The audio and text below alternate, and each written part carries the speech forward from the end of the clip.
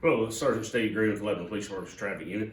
We here talking about today, talking about defensive driving school, and why is driving so hazardous? Driving is so hazardous because you get behind the wheel of a deadly weapon.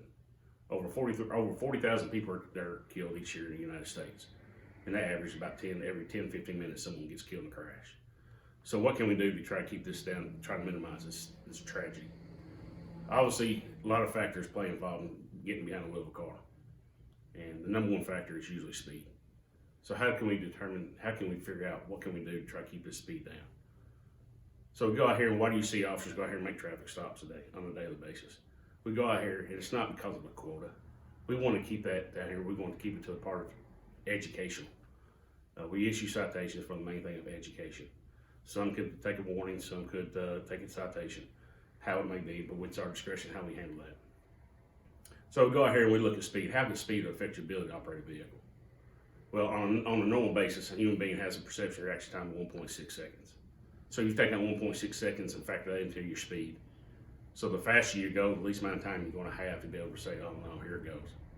So you want to try to keep your speed down, because then if speed will enhance, the faster you go, the speed will enhance the severity of the crash. Because if you take the human factors of a crash, the faster you go, you take your body weight, you take 180 pounds and multiply that by your speed, say 30 miles an hour, you're traveling down the road, okay? And I will get into this a little bit later into this in this moment where talking about seatbelts, but going back to the speeding part of it is where you take your 30 miles an hour, and if your body weight say is 180, you multiply those two, you come out with a 5,400 pound use of force. Okay, so you're traveling down the road with 30 miles an hour, and your body weight's 180. You multiply that together, that's 5,400 pounds of force on something. So your body goes into that steering wheel with 5,400 pounds of force, or your body goes into another person's body that's inside the car because you're not utilizing your seatbelt. There's a lot of factors that come in play. But speed is a very important issue that we have when we go out here and try to enforce traffic safety, because speed enhances the severity of the crash. The other thing we have is falling improperly.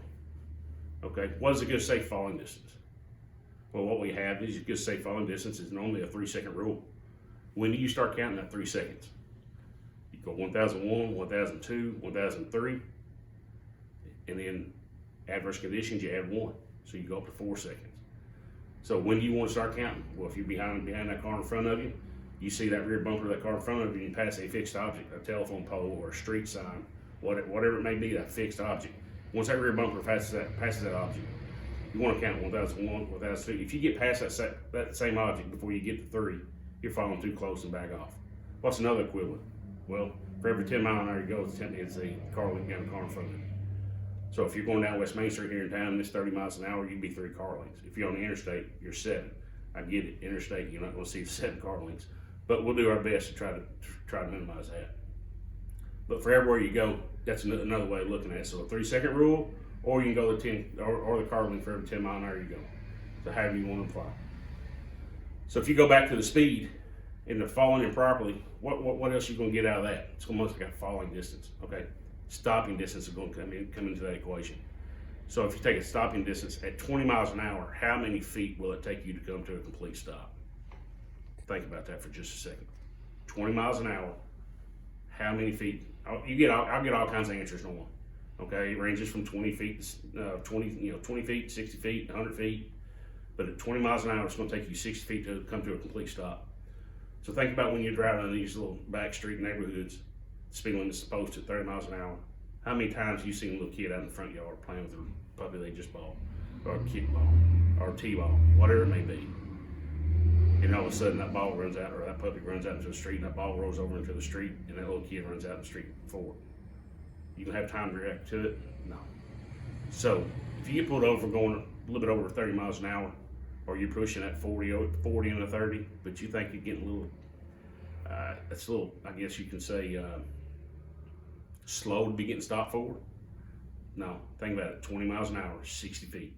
Because how many people will literally drive on their hands 10 and 2, 3 and 9, whatever it may be? Usually everybody drives with one hand on the wheel. How many of you really pay attention 100% of the time? Very few. Okay, I'm one of them. I mean, think about it. My job, my head's constantly on the swivel.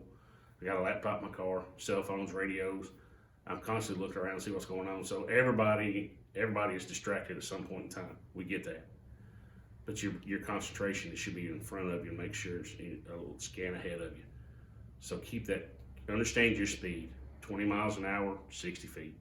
Okay, keep a good safe falling distance. 3-second rule, adverse conditions, you add 1. Good safe falling distance. Another way to look at it is for every 10 mile an hour you're going, there's a car behind a car in front of you. Okay, so now the other thing we want to talk about is fair to yield. How does fair to yield come in play? Well, a lot of people don't, they expect a contact have to be made in a fair to yield situation. It does not. All they have to do is where you alter a person's line of travel. So if you pull out in front of somebody and you have to slam on your brakes to try to avoid them, well, that car that pulled out in front of you, they fail to yield right away. Or if you have to swerve to miss somebody, you fail to yield right away. But it's obvious if you pull out into a main travel portion or into the roadway where that person has the right of way, obviously if contact's made, you fail to yield.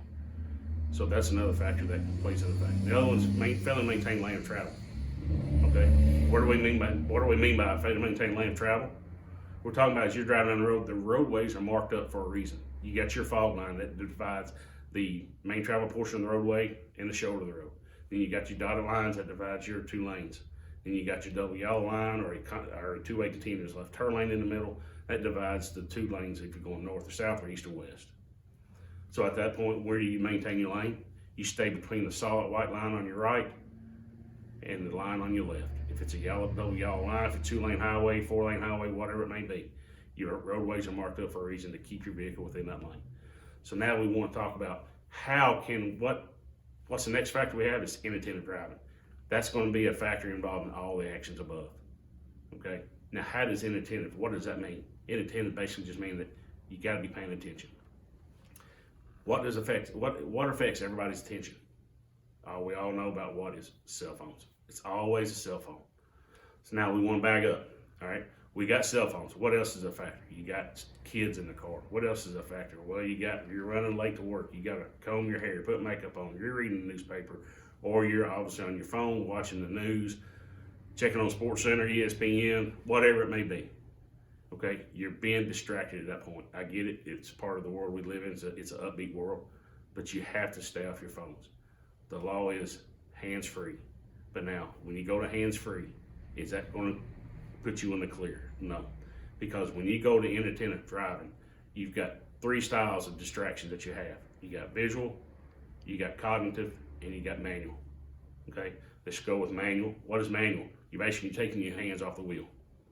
So at that point, you're distracted, you're inattentive by taking your hands off the wheel. 2, visual. What are you doing? You take your eyes, literally take your eyes off the road. All right, you're not paying attention to where you're at that point. Cognitive. You may be hands-free doing the right thing, but cognitive, your mind is it still concentrating on your driving. So keep in mind, but even if you're doing the right thing, your mind is not be concentrating on your driving. So there's a lot of recipes for disaster there. Okay, so if you want to, and then we go back to the perception reaction time part of it as well. How does that factor the 1.6? Your reaction time, my reaction time, anybody else's out here, we take that, it could be 3 seconds. Because you take all the factors that I just discussed, the visual, the manual, and the cognitive. You put all those factors involved in a good perception reaction time, that's going to affect it. Could it be up higher? It could be. But on a norm, 1.6 seconds, okay? So you take all those factors, ranging from speed, falling properly, fair to yield, fair to maintain lane of travel, inattentive driving. You take all those factors are usually the top 5 reasons why crashes go out here and happen. So if you keep your mind sharp, if you're running late, you're running late. Make a phone call, let people know. Don't speed. It's not trying to make it fixing the error by running late, by violating the error by speeding. It's 2 wrongs don't make a right. Just make a phone call and say, hey, I'm going to be running a little bit late. All right, I just got through talking about all the crash factors that a lot of the crashes we work, the top 5 usually. It's ranging from speed, falling properly, fair to yield, fair to maintain lane, inattentive driving. Okay, so with all those being said, we're going to work way into some crash scenarios from a crash symposium that the Tennessee Highway Patrol puts on every year, and we usually attend those if we can. because it's a lot of good training and exercises that really shows you about the dynamics of a crash. So we're going to go into some videos here of different ones from different years and to show you about what a crash and what's all involved in it. All right, this here's a crash. You're looking at the Jeep coming from your right is doing 25 miles an hour, and the Crown Vic from your left doing 55. And it basically simulates a fair-to-heel crash, and you can see what the dynamics of a crash will do if you're involved in a crash like that.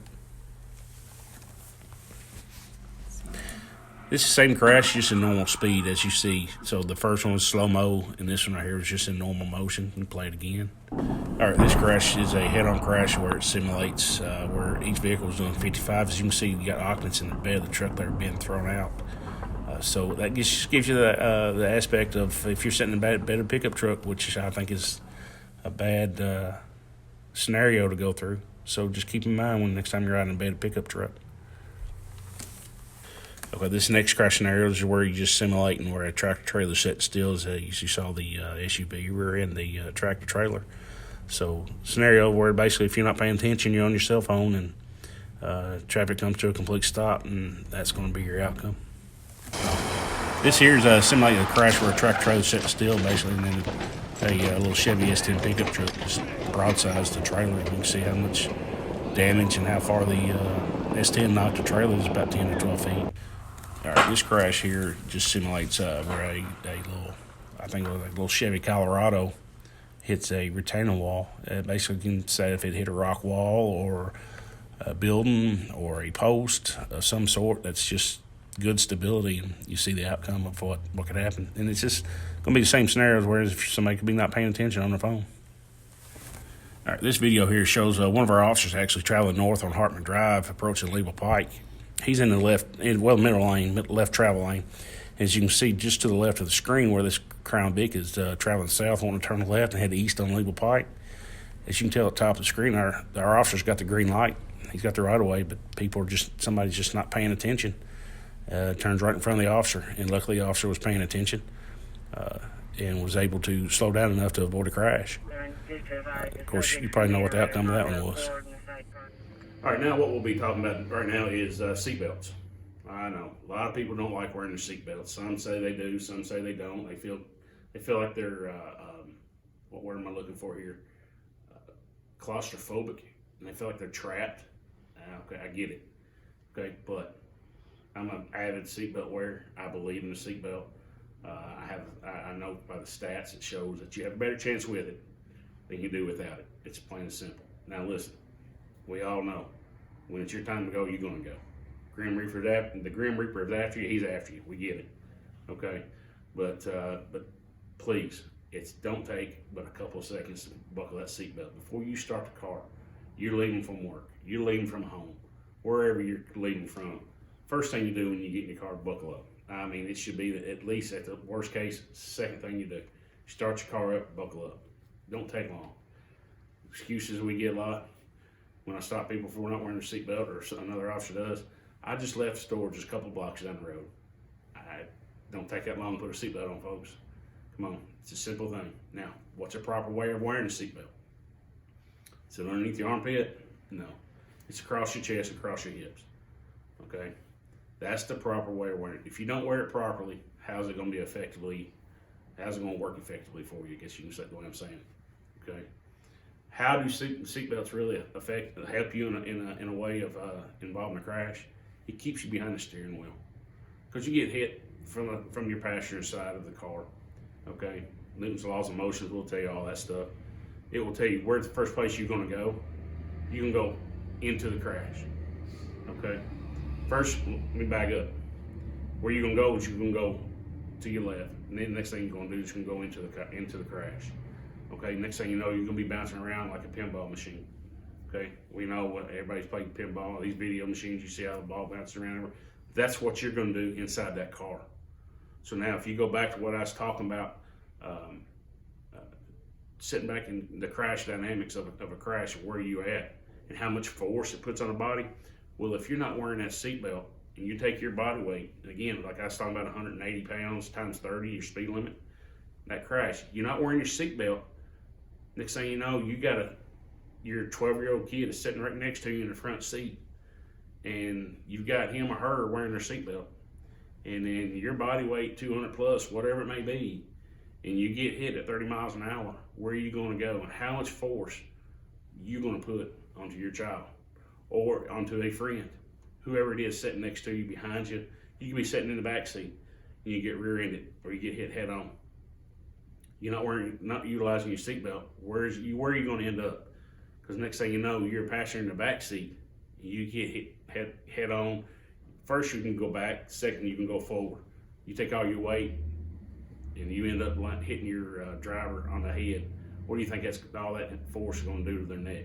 It's going to snap like a toothpick.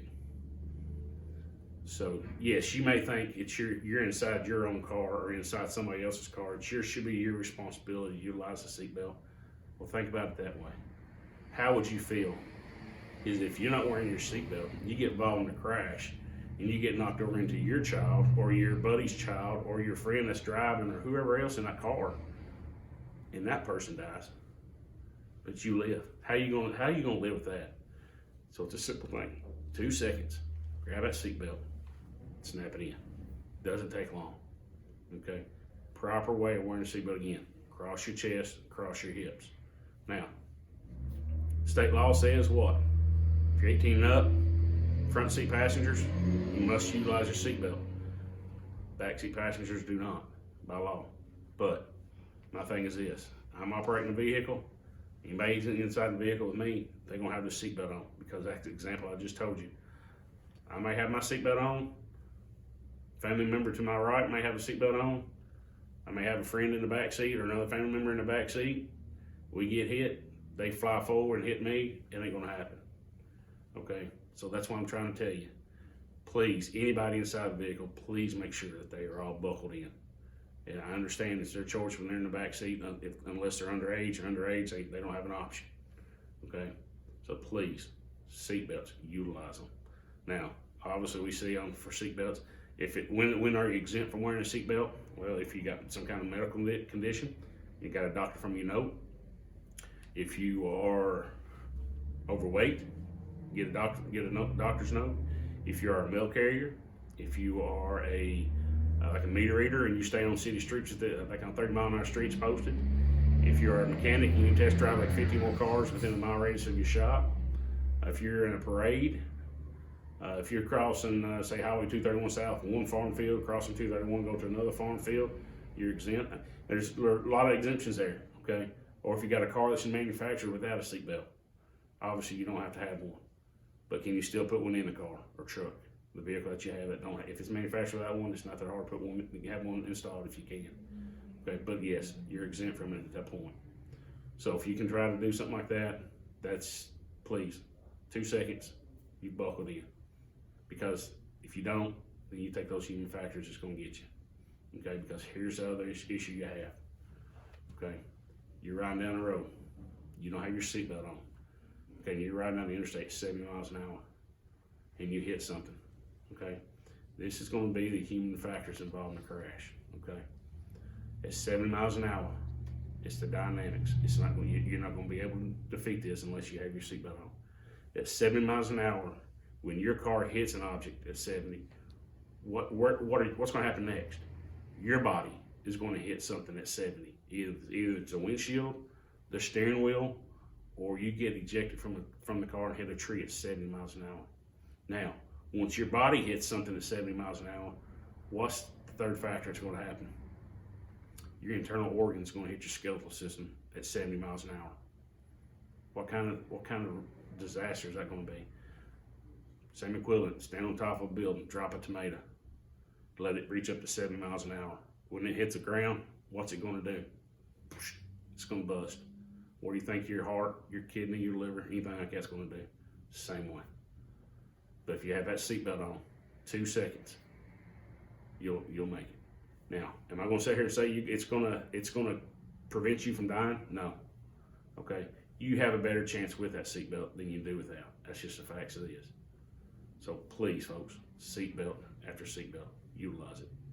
Next thing we want to talk about is child restraints, which in turn, same thing about like a seatbelt for an adult. Child restraints. At what point do you want to place your child in the front seat? 12 years in age and up, unless you're not accessible to a back seat. If you got a pickup truck, it's got a regular cab, then obviously you don't have an option. Okay, we get it. But from a newborn up to 1, you put that child in the rear facing seat. Okay, up to 4, they're going to be in the forward facing. 4 to 8, they're going to be in a booster seat. Okay, 9 and up, they're in a seatbelt harness. Now, what if you have a child that's 7 years old and they're 5 foot tall? Can you take them out of that booster seat? Legally, yes, you can. And you can place them in their seatbelt harness. So that booster seat will apply either 4 to 8 years of age or 4'9". So if it's under 4'9" and they're within that 4 to 8, they still need to stay in that booster seat. Where do you want to place a child? What's the best place? Again, this is going to be a recommendation. This is not by law. You have to do this because it's a liability at that point. So our recommendation is this: where do you want to place your child? If you don't have the Brady Bunch, you got one child. Let's see, where do you want to place that one child that you have? Back seat middle, back seat passenger, back seat behind the driver. What do you think? Think about it just a second. I get all kinds of answers. I mean, I get them from the back seat middle, I get them back seat passenger, back seat driver, I get them all. Okay. But the back seat middle is where they prefer because of side impacts. Now, if you got more than one, let's say you got 3. You got 3 kids. Where do you want to place the youngest? In the middle. Okay. The older ones, the body has been developed. The youngest one has not. So you're going to place that young one in the middle. Okay. To help protect. I hate to say it that way, but that's just what they would recommend. But again, you're the parent. You're the legal guardian. You choose at what you want to do, what you feel safe for your child at that point in time. Okay, so let's just backtrack just a second. Summarize what I just talked about. Seat belts, front seat passengers only. Okay, the driver front seat. Back seat passenger, if you're 18 years or older, by law you're not required to wear them. But me as a driver, anybody's inside my car, I don't care if you're 18 or if you're 80, you're gonna have that seatbelt on. Okay. But again, it's your call. Seatbelts for child restraints again. 0 to 1, rear facing. Up to 4, 1 to 4, you're gonna be in a forward facing. 4 to 8, booster seat unless you're over 4'9". Then you can come out of it and go into a seatbelt harness. But from 9 and up, seatbelt and harness recommendation is in the back seat until the age of 12. It's not legal, but that's where they prefer. It's a recommendation. All right. Now what we want to talk about here is some miscellaneous laws. I've discussed the speeding, I've discussed following improperly, failure to yield, failure to maintain, inattentive driving, seat belts, child restraints. I've discussed some of those laws about that. Now what I'm going to discuss is a little bit about move over, the move over law, school bus, bicycles, pedestrians. I may even throw in a couple of stop signs and red light violations, okay? We'll see what we got going on. So right now I want to discuss move over, which is very important for first responders, record drivers, and such. What do? Move over law basically explains this. If you're on the interstate, on a 4-lane highway, what you can do, 2-lane highway, whatever you can, is if you see flashing lights ahead, emergency work, you try to get over. If they're on the right shoulder, you move, change lanes, get over. You slow down to a safe, reasonable, I say reasonable speed. I'm not going to give you a specific speed. So I'm not going to tell you slow down from 70 to 55 because next thing you know, you slow down to 55 mile an hour. Here comes somebody that's not paying attention and they got you. Tag, you're it. We don't want that to happen. Be aware of your surroundings. When you notice emergency vehicles ahead, or even now, I think the law passed last year maybe. I might be probably wrong on that, but I think it passed where even involves civilians. The civilians, if you're broke down on the side of the road, you must have your hazard lights flashing. Then you're in there with us as well. So if you're riding down the road and you see a civilian broken down on the side of the road or has got their flashers on, you have to move over for them as well. So if somebody's on the left side of the median, move over to the right. If they're on the right shoulder, you move over to the left, and just slow down to a safe, reasonable, prudent speed as to where you can control your vehicle if something happens. So talking about that move over, please, folks, if you can, move over. If not, slow down to a safe, reasonable speed. Next, school bus. This is tricky. A lot of people don't realize and don't understand this. Okay, we have a lot of complaints when school's in, unfortunately. Right this time we're having school's not in, but when you see a school bus flashing, the stop sign has to be extended out, the arm, and the red light's going to be flashing. At what point do you have to stop? You have to stop unless the roadway is physically divided. So let's just take South Cumberland Street, for example, here in town. You've got 2 lanes going north, 2 lanes going south, and a two-way continuous turn lane in the middle.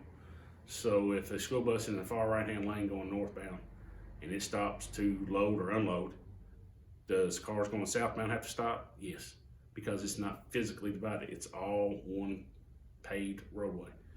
Now, if you take, say, it's not going to happen, but I'm going to give you the best example, the interstate. You take on the interstate, school bus stopped on the interstate for some reason, load and unload. I'm just giving an example where you've got a grass median, you've got a cable barrier, you've got a concrete wall barrier, whatever it may be. If he's going traveling westbound, does eastbound have to stop? No.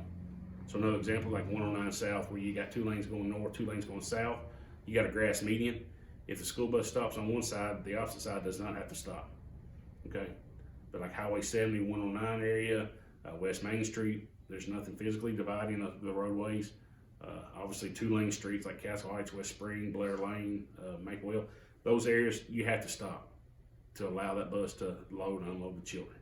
So please, folks, stop. You have to stop before the bus. Don't stop after the fact. It's too late.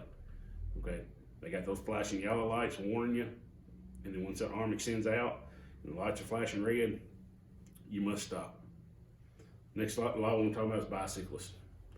Folks, bicyclists still have the right of way just like cars do. Yes, they're traveling slow. Some of them are, some of them aren't. Okay?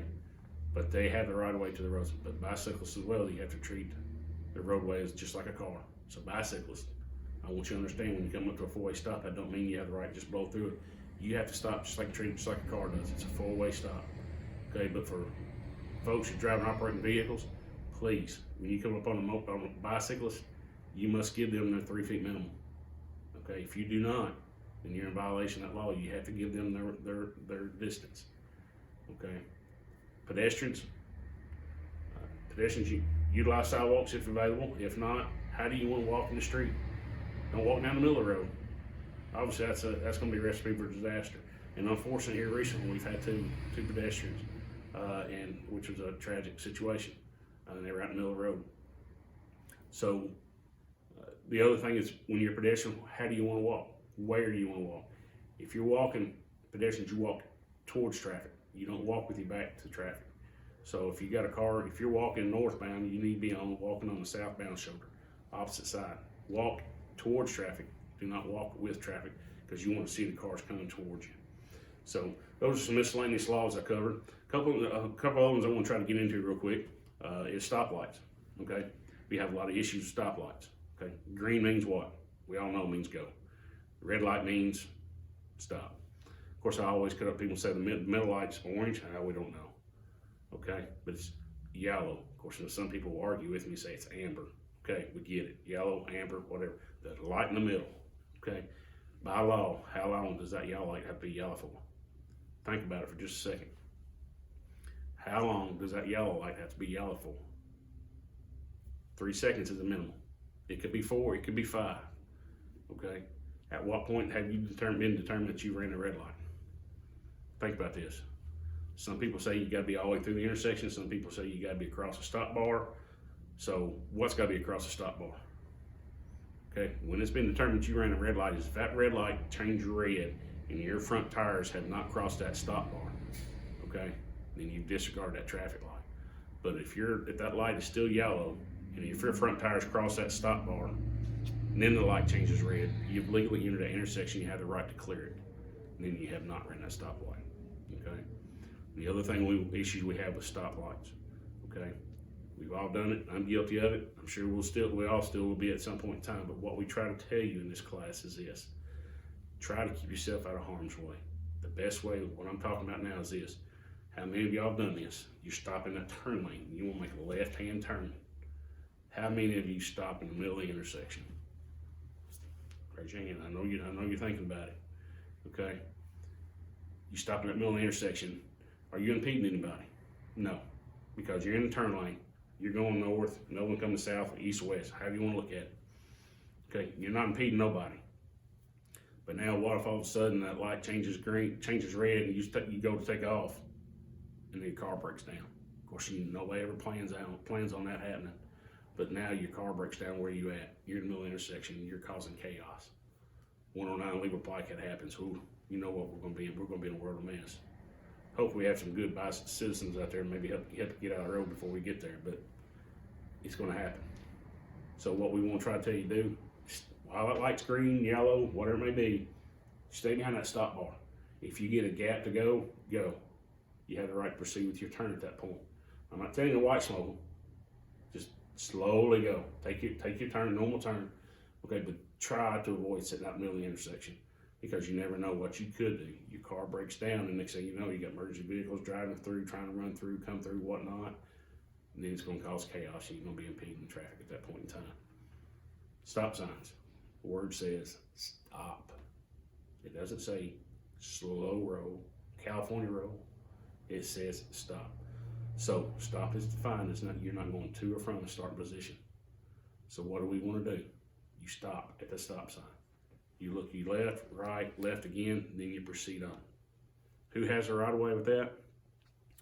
It doesn't say who has the right of way, it just says who has the right of way at certain situations. Okay? All four cars, like I asked this question, think about it. 4 cars come up to a four-way stop. Who has the right of way? If all 4 cars come up to a four-way stop at the same time and they stop, who has the right of way? Of course, the most common answer I get is the one to the right. If all 4 cars come to a stop sign at the same time, if you go to the right, you're going to be going around in circles. Okay? Be patient. Be patient. Somebody will go, and then once that one person goes, you start from the right. But if you use your common sense, if you got 4 people at an intersection, and all 4 cars want to make a right-hand turn, could you not do that at the same time? Sure. Is it going to happen? No, because once all 4 cars start moving, somebody's going to freak out. I get it. But yes, you can. Okay? The other thing I was going to talk about with that was utilizing your turn signal, one thing I hadn't discussed. Okay? State law, you must utilize your turn signals. So, folks, use your turn signals, because nobody's a mind reader out here. Okay? Utilize those turn signals, and then that 4-way stop, that will help you out, because you can almost knock it out in two turn movements. You knock out 4 cars if you can. Okay? So, let's go with this. With that being said, I want to ask you this. What can you do? Ask yourself, what can I do to go out here and drive and make these roads safe for myself, my family, my friends, or anybody else that I care about out here, or that anybody else cares about? I want you to care about everything out here, because then you never know. If you think this world's too big, watch out, you're next. Okay, this world's smaller than you think it is. So ask yourself, what can I do? 1, wear your seatbelt. Don't speed. Don't tailgate. Don't follow too close. Utilize that turn signal. Let people know what you're doing. Okay, you know, but I don't. They don't. Let people know that. And then stay off your mobile devices, cell phones, computers, whatever it may be. Please pay attention to the roads in front of you. So you ask yourself, what can I do? There's some things right there that you may want to be able to try to do. Lastly, what are you willing to do? What are you willing to do to make these roads safe? So I'm asking you, Sergeant Steve Green, the Lebanon Police Department, I'm asking you, please drive out here in a safe and prudent manner with regards to the curves and width and roadways of these cities and streets and counties of this state. Any other state you drive in, please drive in a safe and prudent manner.